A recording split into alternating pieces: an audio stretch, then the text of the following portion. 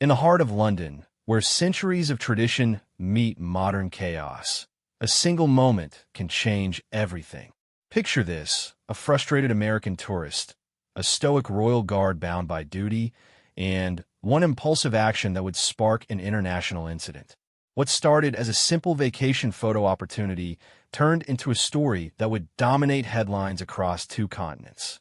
Karen Thompson never imagined that her moment of anger would lead to a chain of events involving Scotland Yard, diplomatic immunity, and a revelation that would shake the very foundations of the British royal family. This is not just a story about consequences. It's about how one woman's worst moment became the catalyst for exposing a truth that had been hidden for decades. Karen Thompson had always dreamed of visiting London. At 52, she finally had the chance to take her dream vacation after years of saving money from her job as a high school English teacher in Ohio. She had planned every detail of her 2-week trip, from the cozy bed and breakfast in Kensington to the list of must-see attractions she had carefully researched. Buckingham Palace was at the top of that list. The morning of July 15th started like any other tourist day. Karen woke early, excited to witness the famous changing of the guard ceremony. She dressed carefully in her best walking shoes and a cheerful yellow sundress, packed her camera, and set off through the bustling streets of London. The weather was perfect, sunny with a gentle breeze that made the Union Jack flags flutter elegantly above the palace gates. Karen arrived at Buckingham Palace 2 hours before the ceremony was scheduled to begin. She had read online that getting a good viewing spot required patience and early arrival. The area was already crowded with tourists from around the world, all chattering excitedly in different languages. She found a spot near the palace railings where she had a clear view of the guards and began taking photos. The royal guard stood at their posts like living statues, wearing their iconic red tunics and tall bearskin hats. Their faces showed no emotion as tourists snapped countless photos and occasionally tried to get their attention with jokes or questions. Karen was fascinated by their discipline and dedication to duty. She spent nearly an hour photographing them from different angles, admiring their perfect posture and unwavering focus. As the crowd grew larger, people began pushing and jostling for better positions. Karen found herself squeezed between a large family from Germany and a group of excited teenagers who kept taking selfies. The pushing became more aggressive as the ceremony time approached, and Karen struggled to maintain her carefully chosen spot. She noticed one particular guard who seemed younger than the others. He stood perfectly still at his post, his rifle held at the precise angle required by military protocol. His uniform was immaculate, every button polished to perfection. Karen decided he would be the perfect subject for her photos to show her friends back home. She began focusing her camera on him, trying to capture the perfect shot.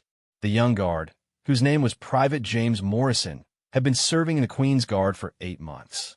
This was still relatively new to him, but he had trained extensively for this role. He understood the importance of maintaining absolute composure regardless of what tourists might do or say around him. He had been briefed on the rules: remain motionless, keep eyes forward, and never break character under any circumstances. As Karen continued taking photos, she became increasingly frustrated with the crowd's behavior. People kept walking directly in front of her camera just as she was about to take the perfect shot. Children were running around unsupervised, bumping into people. Some tourists were being disrespectful, making loud jokes about the guards, and treating them like tourist attractions rather than soldiers performing their duties. The situation reached a breaking point when a group of rowdy college students decided to pose for photos directly in front of the guard Karen had been photographing. They were making faces, pretending to march like soldiers, and generally being disruptive. Other tourists joined in, thinking it was all great fun. Karen watched in growing irritation as her carefully planned photo opportunity turned into chaos. She politely asked the group to move so others could take photos too, but they ignored her. When she tried to step around them to get a different angle, one of the students accidentally knocked her expensive camera from her hands. It hit the pavement with a sickening crack, and she watched in horror as the lens separated from the body. Karen's heart sank as she picked up her broken camera. This was the camera she had saved for months to buy specifically for this trip. It contained dozens of photos from her first week in London, irreplaceable memories of Westminster Abbey, the Tower of London, and her walks through Hyde Park. Now, it was ruined, and she was only halfway through her vacation.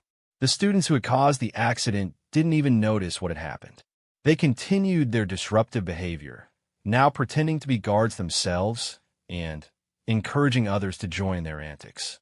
Karen felt tears of frustration welling up in her eyes. This was supposed to be the highlight of her trip, and instead it was turning into a nightmare. She looked around desperately for help, but the police officers managing the crowd were dealing with other issues. The palace security guards were focused on maintaining order for the upcoming ceremony. No one seemed to notice or care about her situation. Karen felt completely alone and helpless in the crowd of thousands. As she stood there holding her broken camera, the crowd's behavior became even worse. Someone spilled a drink that splashed onto her dress. Another tourist's large backpack hit her in the face as they turned around carelessly. The pushing and shoving intensified as people competed for the best viewing spots. Karen's emotions were building to a dangerous level. She was tired, frustrated, and feeling overwhelmed by the chaos around her. The dream vacation she had planned so carefully was falling apart, and there seemed to be nothing she could do about it. She looked at the young guard, standing motionless at his post, maintaining his discipline despite the mayhem surrounding him. In that moment, something snapped inside Karen. All her frustration, disappointment, and anger focused on the one person who seemed unmoved by the chaos. The guard who just stood there doing nothing while tourists were being disrespectful and disruptive around him. In her emotional state, she began to see his stoic silence not as professional duty, but as indifference to the suffering of others. The crowd pushed again, and Karen stumbled forward, bumping into the rope barrier that separated tourists from the guard's post. She caught herself and looked up to see Private Morrison still staring straight ahead, completely unmoved by the incident. His face showed no recognition that anything had happened, no concern for her well-being, no acknowledgement of the chaos happening just feet away from him. That blank, emotionless stare was the final straw for Karen. In her mind, this guard represented everything that was wrong with the situation. Here was someone with authority, someone in a position to help maintain order, and he was just standing there like a statue while people were being hurt and disrespected around him. Without thinking clearly, driven by pure emotion and frustration, Karen reached through the barrier and struck the guard's arm with her broken camera. It wasn't a hard blow, more of a frustrated tap than a real attack. But the moment her hand made contact with his uniform, everything changed. The effect was immediate and dramatic. Private Morrison, who had been trained to remain motionless under almost all circumstances, suddenly broke his stance. Years of military training kicked in, and he turned to face the source of the contact. His movement was sharp and precise, his eyes focusing directly on Karen for the first time. The crowd around them fell silent. Tourists who had been chattering and laughing suddenly stopped what they were doing. Everyone within sight turned to look at Karen and the guard. The silence spread outward like ripples on a pond, until what had been a noisy, chaotic crowd became an eerily quiet gathering of hundreds of people all staring at the same spot. Karen immediately realized what she had done. The anger and frustration that had driven her to strike the guard evaporated instantly, replaced by shock and horror at her own actions. She looked at her hand as if it belonged to someone else, unable to believe she had actually touched a royal guard. The broken camera fell from her other hand and shattered completely on the pavement. Private Morrison stood frozen, looking directly at Karen.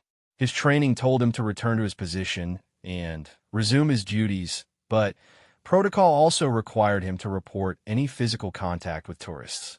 He had never been in this situation before, and for a moment, he was genuinely unsure what to do.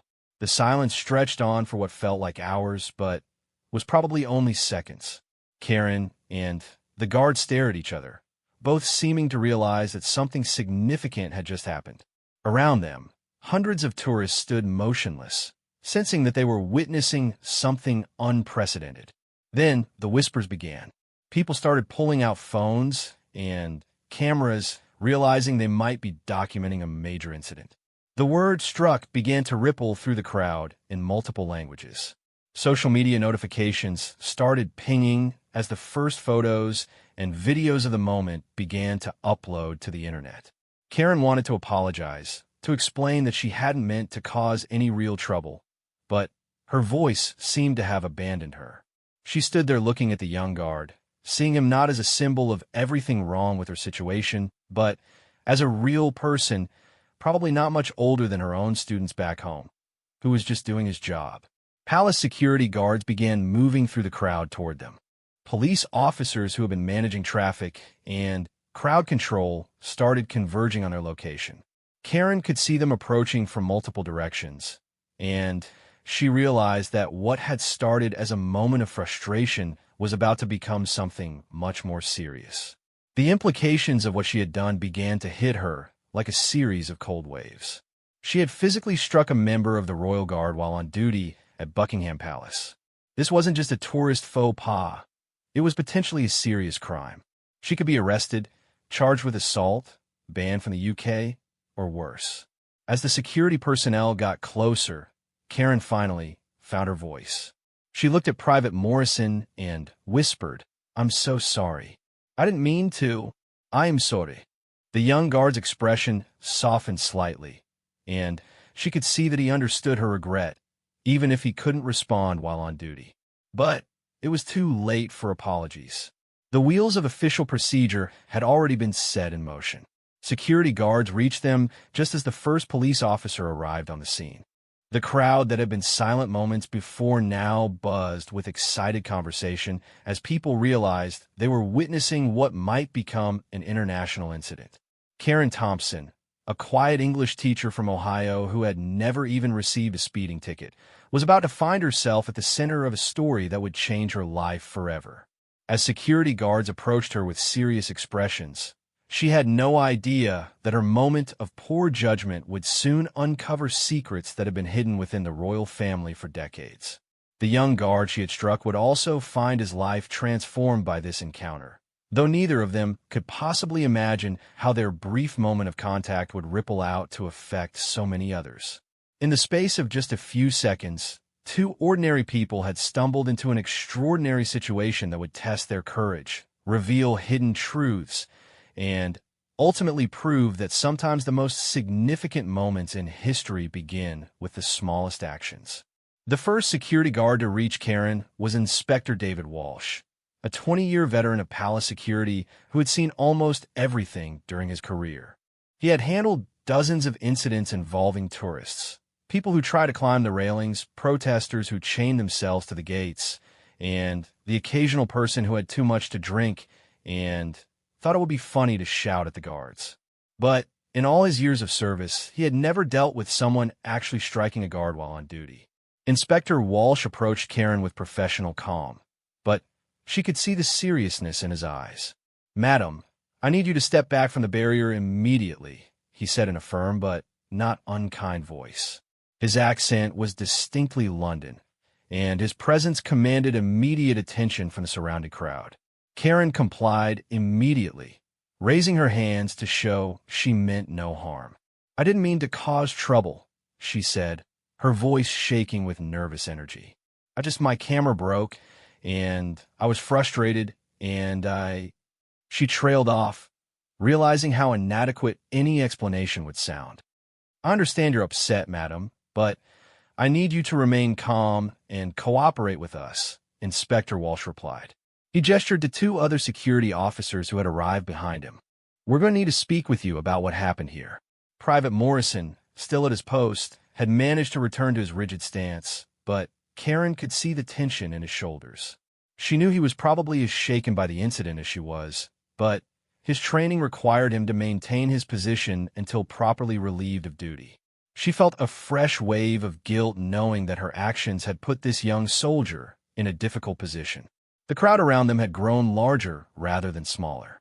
Word of the incident was spreading through the gathering of tourists, and people were pressing closer to see what was happening. Karen noticed several phones pointed in her direction, recording everything. Her stomach dropped as she realized that videos of her striking the guard were probably already making their way across the internet. Inspector Walsh noticed the crowd situation as well.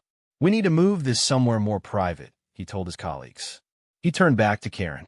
"Madam, I'm going to ask you to come with us to the security office where we can discuss this properly. You're not under arrest at this time, but we do need to document what happened here." As they began to escort Karen away from the crowd, she heard murmurs and comments from the tourists around them. Some people seemed sympathetic, understanding that she had made a mistake in a moment of frustration. Others were clearly disapproving, expressing shock that anyone would dare to touch a royal guard. A few were even calling for her to be arrested immediately. The security office was located in a building adjacent to the palace grounds. It was a small, sterile room with fluorescent lighting and simple furniture, 2 chairs, a desk, and a filing cabinet. Inspector Walsh directed Karen to sit down while he took the chair across from her. Another security officer remained standing near the door. "Before we begin, I want to make sure you understand the seriousness of this situation," Inspector Walsh said, pulling out a notebook and pen. "You have physically contacted a member of Her Majesty's Guard while he was performing his duties. This is considered a form of assault under British law, and it's taken very seriously by both palace security and the Metropolitan Police." Karen felt her heart racing. "Assault? I barely touched him. It was my broken camera that made contact, really. I wasn't trying to hurt anyone." "I understand that, and your intent will certainly be taken into consideration," Inspector Walsh replied. "But the law is clear about unauthorized physical contact with royal guards. Now, I need to ask you some questions, and I want you to answer them as honestly and completely as possible." The questioning lasted for over an hour. Inspector Walsh asked about Karen's background, her reason for visiting London, what had led up to the incident, and exactly what had happened from her perspective. Karen answered every question truthfully, describing her frustration with the crowd, her broken camera, and the moment when her emotions got the better of her judgment. During the interview, Karen learned more about Private Morrison. His full name was James Alexander Morrison. He was 22 years old, and he came from a military family in Scotland. This was only his second posting to Buckingham Palace, and he had an exemplary service record. Inspector Walsh made it clear that Morrison was well regarded by his superiors and had never been involved in any kind of incident before. Private Morrison will also need to file a report about what happened, Inspector Walsh explained. His account of the events will be crucial in determining how we proceed with this matter. As the interview continued, Karen began to understand just how complex the situation had become. Palace security would need to file their report with the Metropolitan Police, who would then decide whether to pursue criminal charges. The incident would also be reported to the Home Office and could potentially affect her visa status in the UK. What happens if they decide to press charges? Karen asked, dreading the answer. That would depend on several factors, Inspector Walsh said. The severity of the contact, your intent, Private Morrison's statement, any injury sustained, and your cooperation with the investigation would all be considered. In the worst-case scenario, you could face charges of assaulting a police officer or interfering with official duties. Karen felt sick. Could I go to jail? It's possible, though unlikely given the circumstances, Inspector Walsh admitted. More likely, you might face a fine, community service, or deportation. But let's not get ahead of ourselves. We need to complete the investigation first. After the interview, Karen was allowed to return to her hotel, but she was instructed to remain available for further questioning and not to leave London until the investigation was complete. Inspector Walsh gave her a card with contact information and told her someone would be in touch within 24 hours. Walking back through the streets of London, Karen felt like she was in a nightmare. The city that had seemed so charming and historic that morning now felt threatening and unwelcoming. Every police officer she passed seemed to be watching her. Every tourist with a camera made her wonder if more photos of her incident were being taken. When she reached her bed and breakfast, the elderly proprietor, Mrs. Henderson, immediately noticed her distressed state. "Are you quite all right, dear?" she asked with genuine concern. Karen briefly considered lying, but she was too emotionally exhausted to maintain a facade. She told Mrs. Henderson what had happened, expecting judgment or shock. Instead, the older woman listened with surprising understanding. "Oh, my dear girl," Mrs. Henderson said when Karen finished her story. "You've really stepped in it, haven't you? But I've seen enough tourists over the years to know that good people sometimes make poor decisions when they're overwhelmed. The important thing now is how you handle what comes next." That evening, Karen tried to call her sister back in Ohio for support, but she found it difficult to explain what had happened without breaking down. The reality of her situation was starting to sink in. She might face criminal charges in a foreign country. Her teaching career could be affected if she ended up with a criminal record. The vacation she had saved for and planned for so long had become a disaster. She spent a sleepless night going over the incident again and again in her mind, wondering what she could have done differently. If only she hadn't gotten so frustrated. If only she had walked away from the crowd. If only she had been more careful with her camera. The what-ifs tormented her as she lay awake staring at the ceiling. The next morning brought an unexpected development. Inspector Walsh called her hotel room early, asking her to return to the security office for a follow-up meeting. His tone was different from the day before, more urgent, but also somehow more interested than accusatory. When Karen arrived at the security office, she found Inspector Walsh waiting with Detective Sergeant Claire Murphy from the Metropolitan Police. Detective Murphy was a sharp-looking woman in her 40s with observant eyes and a no-nonsense demeanor. "Miss Thompson, thank you for coming in," Detective Murphy said. "We've been reviewing Private Morrison's statement about yesterday's incident, and some interesting details have emerged that we'd like to discuss with you." Karen sat down nervously. "What kind of details?" "Private Morrison described the moment you made contact with him," Detective Murphy continued. "According to his report, when you touched his arm, he felt something unusual through his uniform sleeve. He described it as a small, hard object that seemed to be attached to or embedded in the fabric." "I don't understand," Karen said. "Attached to what fabric?" "His uniform." "That's what we're trying to determine," Inspector Walsh said. "Private Morrison's uniform is inspected regularly as part of standard protocol. These uniforms are maintained to exact specifications, and nothing should be attached to them that isn't part of the official design." Detective Murphy leaned forward. "We've examined Private Morrison's uniform, and we found something very interesting. There was indeed a small electronic device sewn into the lining of his sleeve.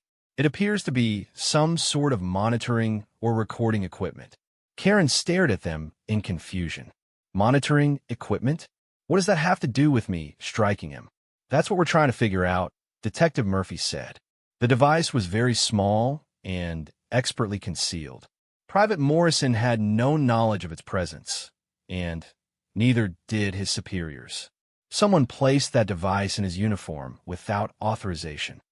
Inspector Walsh opened a folder and showed Karen photographs of the device. It was tiny, no bigger than a button, with what appeared to be a small antenna and some kind of memory storage.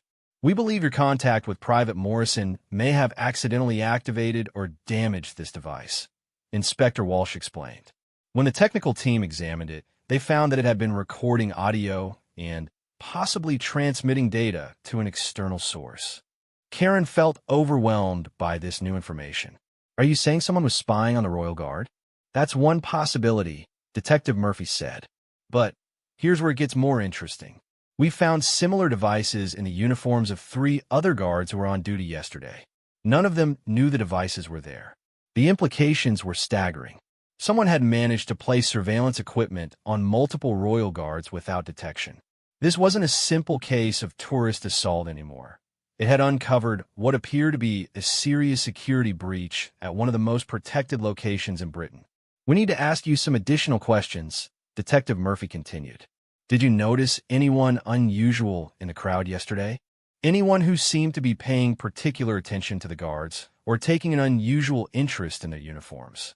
Karen tried to think back to the chaotic scene the day before. There were so many people, she said. Hundreds of tourists, all taking photos. I wasn't really paying attention to what others were doing. I was focused on getting my own pictures. Think carefully, Inspector Walsh urged. Anyone who might have been dressed as maintenance staff? Or someone who seemed to have access to restricted areas? As Karen tried to recall details from the previous day, she began to realize that her moment of frustration and poor judgment had accidentally uncovered something much more significant than anyone had imagined. The investigation that had started with her striking a guard was now expanding into a major security investigation involving potential espionage at the highest levels of British government. Detective Murphy closed her notebook and looked directly at Karen. "Miss Thompson, I need you to understand that this situation has changed significantly. You're no longer just a tourist who made a mistake. You've inadvertently become a key witness in a national security investigation. We're going to need your continued cooperation as we work to determine who placed these devices and what information they may have gathered." Karen nodded, still struggling to process everything she had learned. In less than 24 hours, she had gone from a simple tourist to being involved in what could be an international espionage case. As she left the security office that day, she had no idea that the investigation she had accidentally started would soon reveal connections that reached far higher into the British establishment than anyone could have imagined. The investigation into the surveillance devices took a dramatic turn within 48 hours of Karen's incident with Private Morrison. Detective Sergeant Murphy had assembled a specialized team from both the Metropolitan Police and MI5, Britain's domestic intelligence service. What had started as a simple assault case was now classified as a matter of national security. Karen found herself in the unusual position of being both a potential criminal and a crucial witness. She was asked to remain in London indefinitely while the investigation continued, with all her expenses covered by the government. Her small hotel room became a temporary home as she waited for developments in a case that seemed to grow more complex by the day. The breakthrough came when technical specialists managed to extract data from the surveillance devices. The equipment was far more sophisticated than initially thought, capable of recording not just audio, but also capturing photographs through tiny cameras embedded in the guards' uniform buttons. The data revealed conversations, images, and detailed information about palace security procedures that should have been impossible for outsiders to obtain. Detective Murphy called Karen to another meeting, this time in a secure government building in Westminster. The atmosphere was noticeably more serious than their previous encounters. Karen was escorted through multiple security checkpoints and asked to surrender her phone before entering a windowless conference room. "Miss Thompson," Detective Murphy began, "the information we've recovered from these devices has revealed something extraordinary. We believe we're dealing with an organized intelligence operation that has been ongoing for several months."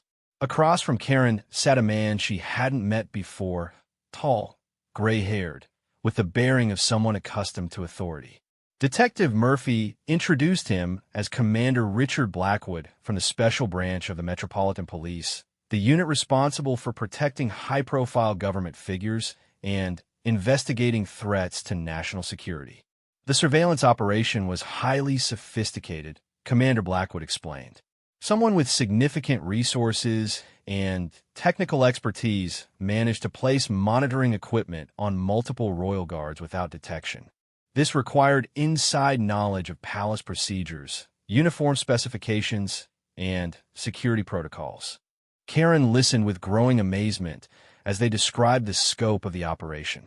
The devices had been recording for at least 3 months, capturing conversations between guards, security briefings, and even private discussions among palace staff. Whoever was behind this had gained unprecedented access to confidential information about the royal family security arrangements. The technical analysis has revealed something even more concerning, Detective Murphy continued. The data from these devices wasn't just being stored locally, it was being transmitted in real time to an external server. Someone was receiving this intelligence as it was gathered. Have you been able to trace where the information was going? Karen asked. Commander Blackwood exchanged a glance with Detective Murphy before answering. That's where this case becomes particularly sensitive. The data trail led us to a server located in Switzerland, but registered under a shell company with connections to several international organizations. They showed Karen documents and photographs that had been recovered from the surveillance operation. Many of them showed details of the royal family's daily routines, security procedures, and even private conversations that had been overheard by the guards. The level of intrusion was shocking. But here's what makes this case truly extraordinary, Commander Blackwood said, leaning forward. Some of the conversations that were recorded reveal information that goes far beyond simple security intelligence. The devices captured discussions about historical documents, family genealogy research, and what appears to be an ongoing investigation into the royal family's historical records. Karen was confused. Why would spies be interested in historical documents? That's exactly what we needed to find out, Detective Murphy said. The investigation led us to examine the employment records of palace staff who would have had access to the guards' uniforms. We discovered that someone had been placed in the palace's historical archives department under false credentials. The story that emerged was almost too incredible to believe. A woman named Dr. Sarah Collins had been hired 6 months earlier as a historical researcher, tasked with organizing and digitizing the palace's extensive collection of documents and artifacts. Her credentials appeared impeccable: advanced degrees from prestigious universities, published research on British royal history, and glowing recommendations from respected academic institutions. The problem, Commander Blackwood explained, was that Dr. Sarah Collins didn't exist. The real Dr. Collins had died in a car accident in Australia 3 years ago. Someone had assumed her identity and created an elaborate false history to gain access to some of the most sensitive historical documents in Britain. The investigation revealed that the fake Dr. Collins had been systematically photographing and copying documents from the royal archives. Many of these documents dated back centuries and contained information about the royal family's lineage, succession rights, and historical decisions that had shaped the monarchy. We believe the surveillance operation on the guards was designed to provide additional intelligence about current security procedures and family activities, Detective Murphy said. But the real objective was gaining access to historical records that could potentially challenge the legitimacy of the current royal succession. Karen struggled to understand the implications. Are you saying someone was trying to prove that the royal family doesn't have the right to the throne? It's more complicated than that, Commander Blackwood said. The documents that were copied include genealogical records, marriage certificates, birth records, and succession documents that span several centuries. Some of this information has never been made public and could potentially reveal facts about the royal bloodline that would be problematic. Detective Murphy opened another folder and showed Karen copies of some of the documents that had been photographed.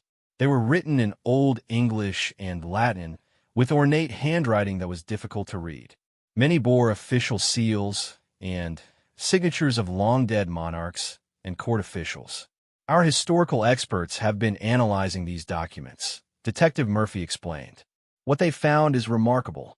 There appear to be records of marriages, births, and successions that don't match the official royal genealogy that has been accepted for centuries. One document in particular caught Karen's attention. It appeared to be a marriage certificate from the 18th century, bearing the signature of a king whose name she recognized from her tourist guidebooks. But the details of the marriage were different from what she had read in the historical accounts. This document suggests that King George III had a legitimate heir from a marriage that was never officially recognized, Commander Blackwood explained. If authentic, it would mean that the current royal line may not be the rightful heirs to the throne. The implications were staggering. If these documents were genuine and became public, they could potentially destabilize the monarchy and create a constitutional crisis that would affect not just Britain, but all the Commonwealth nations that still recognize the British monarch as their head of state. Who was behind all this? Karen asked. Who went to such lengths to uncover this information? That's where the investigation took another unexpected turn, Detective Murphy said. When we traced the financial backing for this operation, we discovered connections to a group of individuals with very interesting backgrounds. The financial trail led to a consortium of wealthy individuals from various countries, including some with historical claims to European nobility. Among them were descendants of deposed royal families from Germany, France, and other European nations that had lost their monarchies over the centuries. It appears that this wasn't just about exposing historical truth, Commander Blackwood explained. Some of these individuals believe they have legitimate claims to various European thrones, including potentially the British throne, based on historical bloodlines that they claim were unjustly superseded. Karen was amazed by the scope and complexity of the conspiracy. So, this was all about trying to prove that different people should be ruling various countries? In part, yes, Detective Murphy confirmed. But there were also significant financial motivations. If certain royal bloodlines could be proven illegitimate, it could affect the ownership of vast amounts of property, artwork, and financial assets that have been held by royal families for generations. The investigation had revealed that the fake Dr. Collins was actually Dr. Elena Hoffman, a German historian with connections to several European noble families.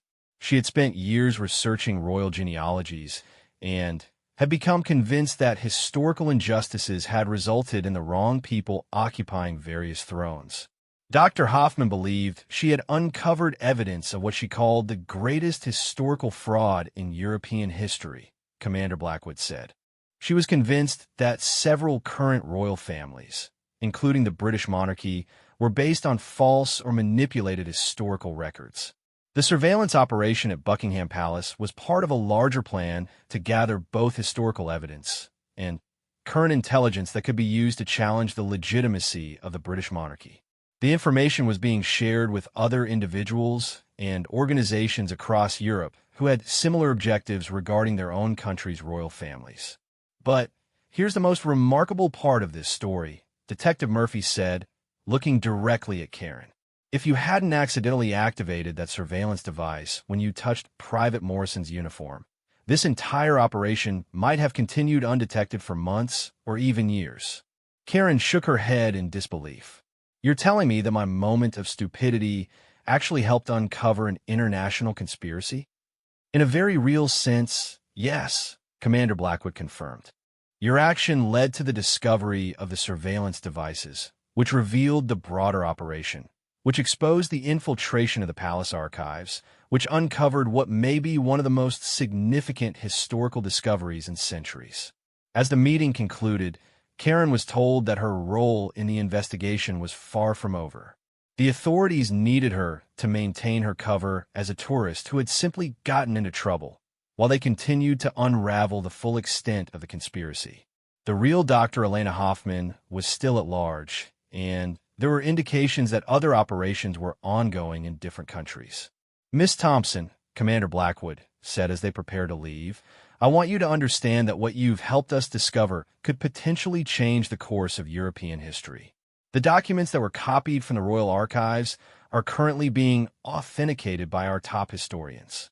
If they prove to be genuine, we may be facing unprecedented questions about the legitimacy of not just the British monarchy, but potentially several other royal houses across Europe. Karen left the meeting feeling overwhelmed by the magnitude of what had been revealed. What had started as her worst vacation moment had evolved into something that could affect the fate of nations. As she walked through the streets of London that evening, she looked at the familiar landmarks, Buckingham Palace, Westminster Abbey, the Houses of Parliament, and wondered how they might all be different if the investigation she had accidentally started continued to unfold. The young guard she had struck in a moment of frustration had become a key figure in exposing a conspiracy that reached across continents and centuries. Neither of them could have imagined that their brief encounter would uncover secrets that had been hidden for generations, or that it would put them both at the center of a story that could reshape the understanding of European royal history. 3 weeks after Karen's incident at Buckingham Palace, the investigation had grown into one of the most sensitive operations in British intelligence history. The authentication of the historical documents was proceeding under the highest levels of secrecy, involving experts from universities across Europe who had been sworn to absolute confidentiality. Karen remained in London, staying in a secure government facility rather than her original bed and breakfast. The authorities had determined that her safety could be at risk if the people behind the surveillance operation realized how much their plans had been compromised. She was beginning to feel like a character in a spy novel rather than a tourist who had made a mistake.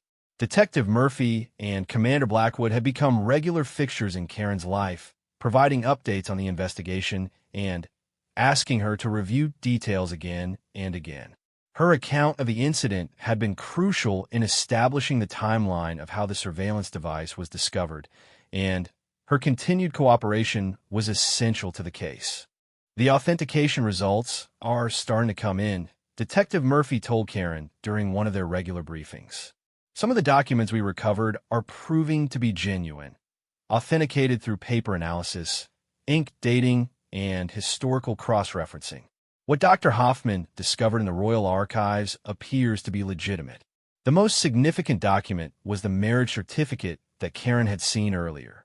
Historical experts had confirmed that it was genuine and documented a secret marriage between King George III and a woman named Lady Margaret Ashford in 1762, 2 years before his official marriage to Queen Charlotte. More importantly, this marriage had produced a son who would have been the legitimate heir to the throne. According to the succession laws of the time, Commander Blackwood explained, the first legitimate male heir would have the strongest claim to the throne, regardless of subsequent marriages. If this document is accurate, it means that the royal line that has ruled Britain for over 2 centuries may not be the rightful heirs. The implications were staggering. The document suggested that the true heirs to the British throne were descendants of King George III's first marriage, not his second. Genealogical research had traced this alternative bloodline through several generations, leading to living descendants who had no idea of their potential royal heritage. We've located several individuals who appear to be direct descendants of this alternative royal line, Detective Murphy said. Most of them are ordinary citizens living normal lives in various parts of the world. They include a schoolteacher in Canada, a shop owner in Australia, and a retired engineer in New Zealand.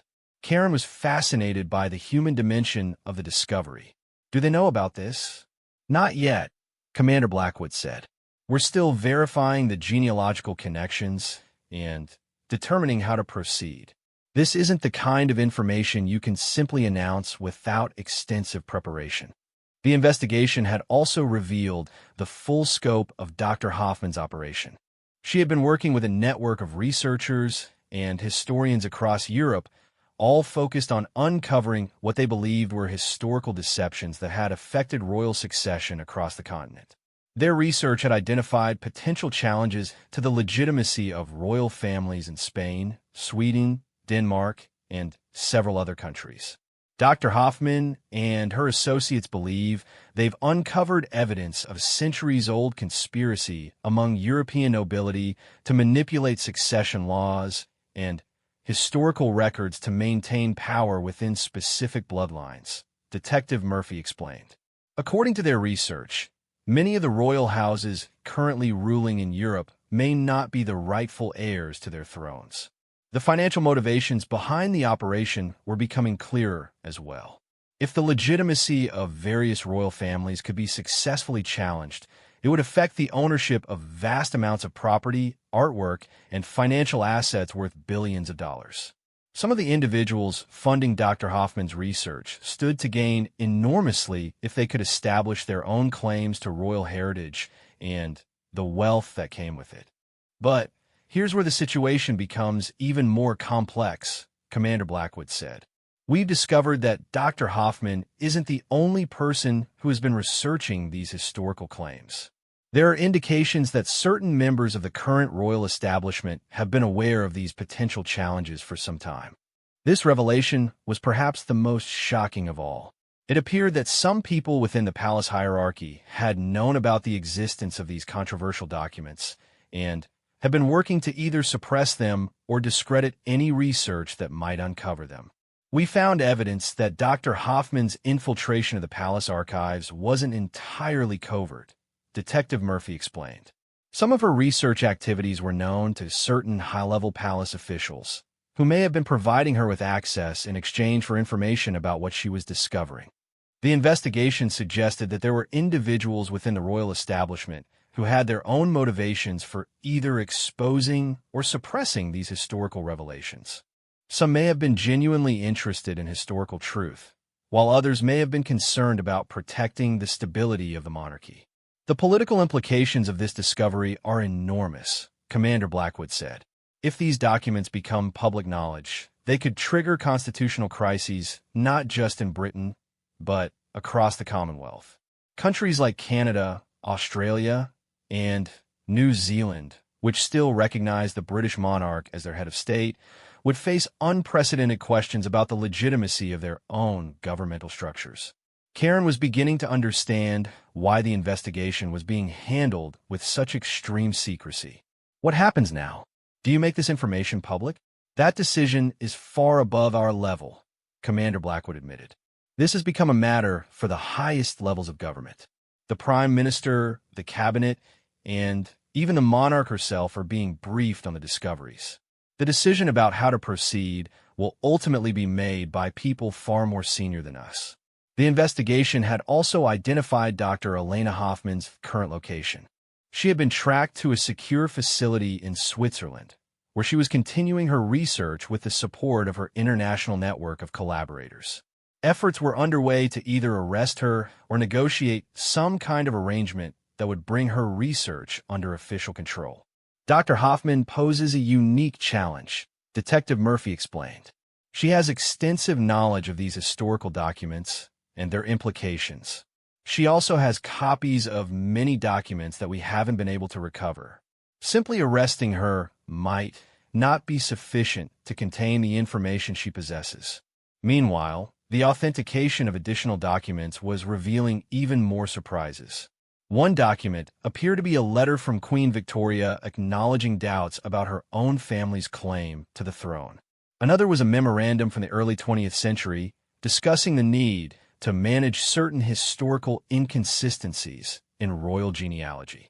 It's becoming clear that this isn't simply a case of hidden documents, Commander Blackwood said.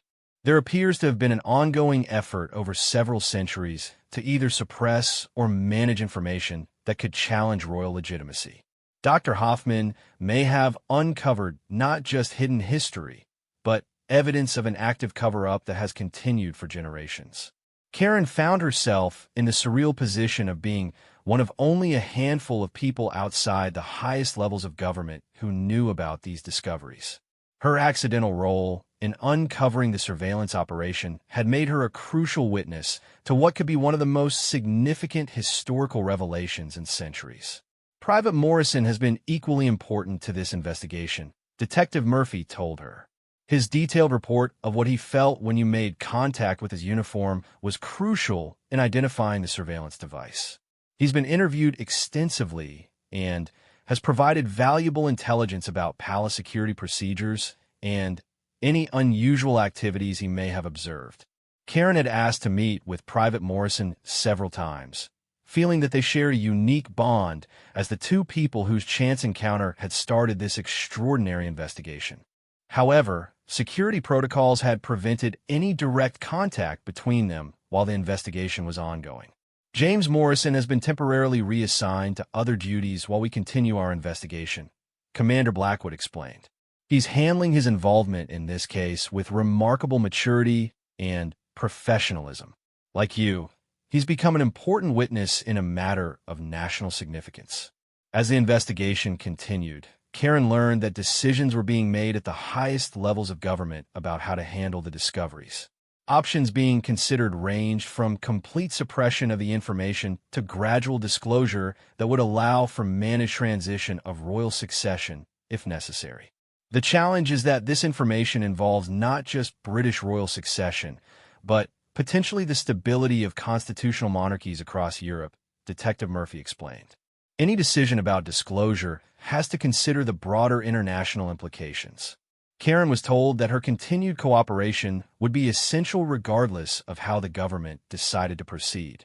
If the information was eventually made public, she would likely be called upon to testify about how the surveillance operation was discovered. If it remained classified, she would be bound by the Official Secrets Act to never discuss what she had learned. Miss Thompson, Commander Blackwood said during one of their final briefings in this phase of the investigation, "I want you to understand that your role in this discovery will likely have historical significance regardless of how it's ultimately handled.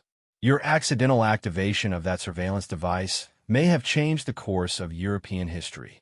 As Karen reflected on everything that had happened since her moment of frustration at Buckingham Palace, she marveled at how a simple tourist mistake had evolved into an international incident with the potential to reshape understanding of royal legitimacy across multiple continents. Her broken camera and moment of poor judgment had uncovered secrets that had been hidden for centuries.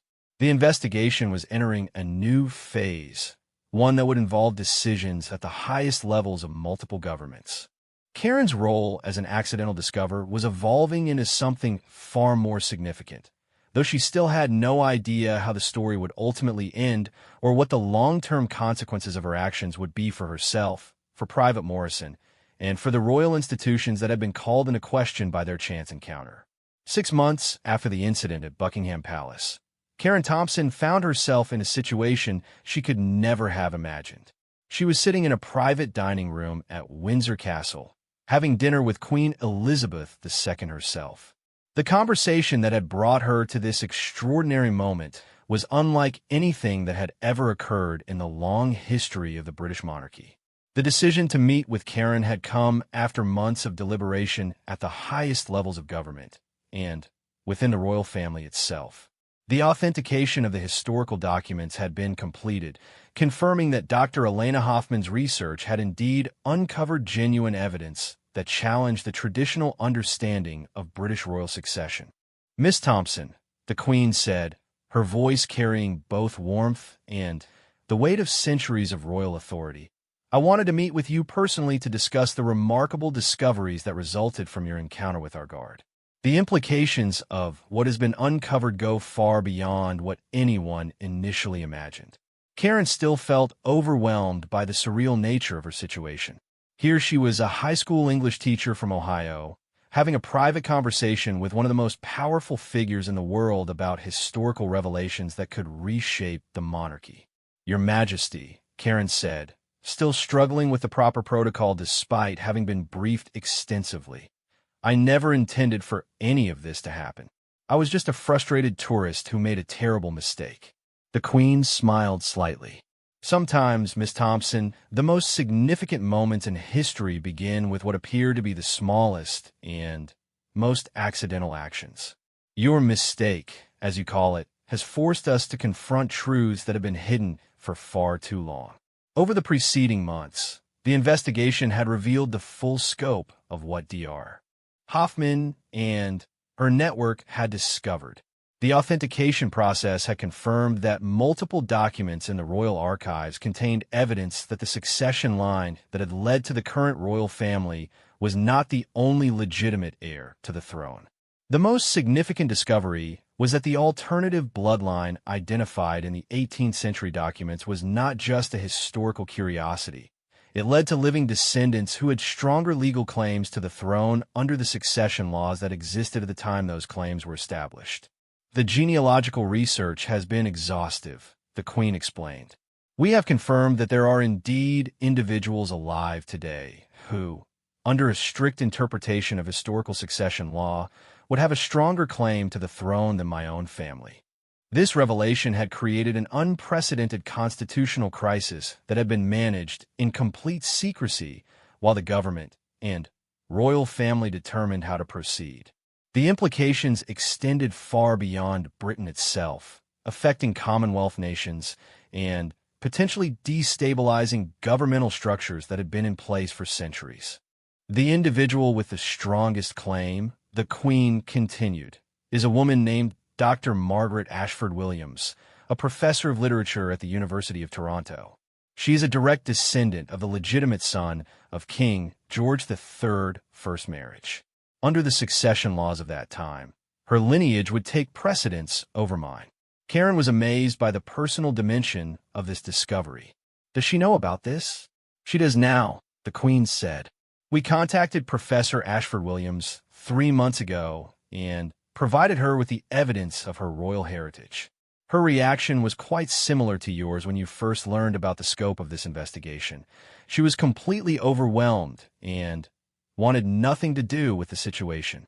The Queen explained that Professor Ashford Williams had initially refused to even acknowledge the evidence, insisting that she was perfectly happy with her life as an academic and had no interest in royal titles or responsibilities.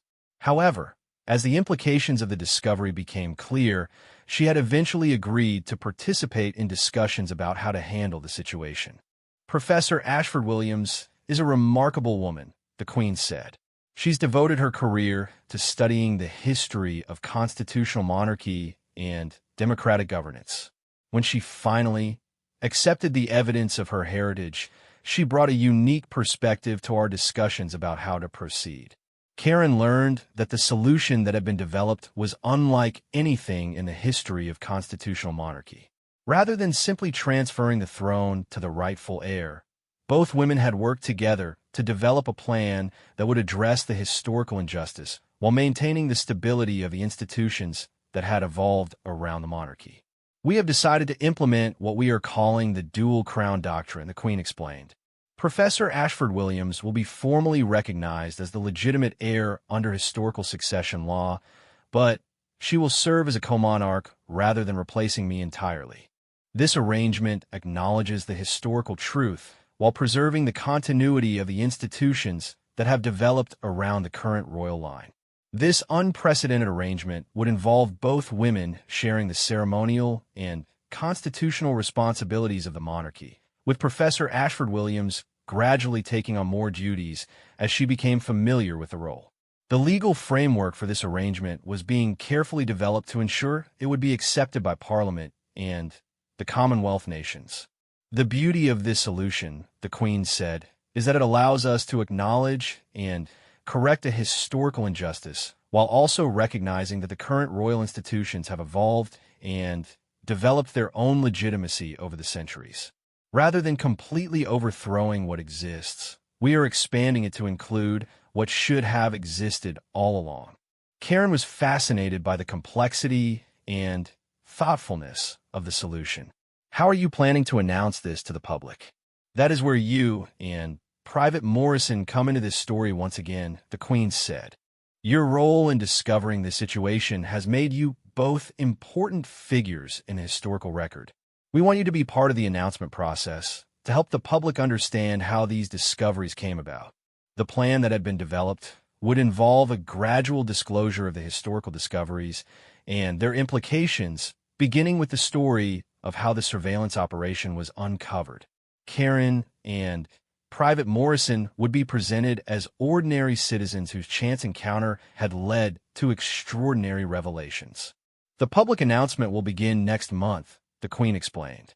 We will start by revealing the surveillance operation and how it was discovered, then gradually disclose the historical documents and their authentication. Finally, we will announce the new co-monarchy arrangement and introduce Professor Ashford Williams to the public. Private Morrison, who Karen learned had been regularly briefed on the investigation's developments, had agreed to participate in the public announcement. His account of the incident and its aftermath would help establish the credibility of the entire story. James Morrison has shown remarkable character throughout this entire process, the Queen said. He will be promoted and given a special role in palace security, with particular responsibility for protecting the historical archives and preventing any future unauthorized surveillance operations. Karen was told that her own role in the public announcement would involve interviews with major news organizations and possibly testimony before Parliament. The government wanted to ensure that the public understood exactly how the discoveries had been made and why they were being handled in this unprecedented way. There is one more aspect of the situation that I wanted to discuss with you personally, the Queen said. Professor Ashford Williams has specifically requested to meet with you. She feels that you played a crucial role in ensuring that the historical truth about her family's heritage was discovered. She would like to thank you personally for your inadvertent role in correcting this centuries-old injustice. The meeting with Professor Ashford Williams was scheduled for the following week. Karen was both nervous and excited about meeting the woman who would soon be sharing the British throne. The entire situation still felt surreal, but she was beginning to understand the historical significance of what had been uncovered. "Miss Thompson," the Queen said as their dinner concluded, "I want you to understand that your accidental discovery has given us an opportunity to address a historical wrong while strengthening rather than weakening our institutions. The co-monarchy arrangement we are implementing will create a new model for how constitutional monarchies can evolve and adapt to new information about their own history." The weeks that followed were a whirlwind of preparation for the public announcement. Karen worked with government communications specialists to prepare for interviews and public appearances. She met with Professor Ashford Williams, who proved to be a warm and thoughtful woman, genuinely excited about the opportunity to serve the public, but also nervous about the enormous responsibility she was accepting. When the public announcement finally came, it created a sensation unlike anything in modern royal history. The story of Karen's incident with the guard, the discovery of the surveillance operation, the uncovering of hidden historical documents, and the unprecedented co-monarchy solution captured international attention and sparked discussions about royal legitimacy, historical justice, and constitutional evolution around the world. The public reaction was largely positive, with many people praising the thoughtful approach to addressing the historical revelations. The co-monarchy arrangement was seen as an innovative solution that honored both historical truth and institutional continuity. Dr. Elena Hoffman, who had been arrested in Switzerland and extradited to Britain, received a suspended sentence in exchange for her cooperation with the investigation and her agreement to share all the research she had conducted. Her work was incorporated into an official review of royal historical records that would ensure greater transparency and accuracy in royal genealogy. Karen returned to Ohio 6 months later, but her life had been permanently changed by her experience. She had become a minor celebrity, regularly invited to speak about her role in one of the most significant constitutional developments in British history. Her broken camera had been replaced by the Queen herself, with a note expressing gratitude for her accidental contribution to historical justice. Private Morrison, now Sergeant Morrison, remained in royal service, but with expanded responsibilities for historical preservation and security. He and Karen maintained a friendship based on their shared experience of accidentally changing the course of history. The co-monarchy arrangement proved successful, with Professor Ashford Williams bringing fresh perspectives to royal duties while learning from the Queen's decades of experience. The precedent established by their partnership began to influence discussions about monarchy and democracy in other countries as well. Looking back on that moment of frustration at Buckingham Palace, Karen often marveled at how her worst moment as a tourist had become the catalyst for positive change on an international scale. Her brief contact with a royal guard had uncovered centuries of hidden history and led to a new model for how societies could address historical injustices while preserving valuable institutions. The broken camera that started it all was eventually displayed in a special exhibition about the co-monarchy at Buckingham Palace, with a plaque explaining how one tourist moment of frustration had accidentally uncovered one of the most significant constitutional developments in British history. Karen's story became a reminder that sometimes the most important discoveries in history come from the most unexpected sources, and that even our mistakes can sometimes lead to outcomes far more positive than we could ever have imagined.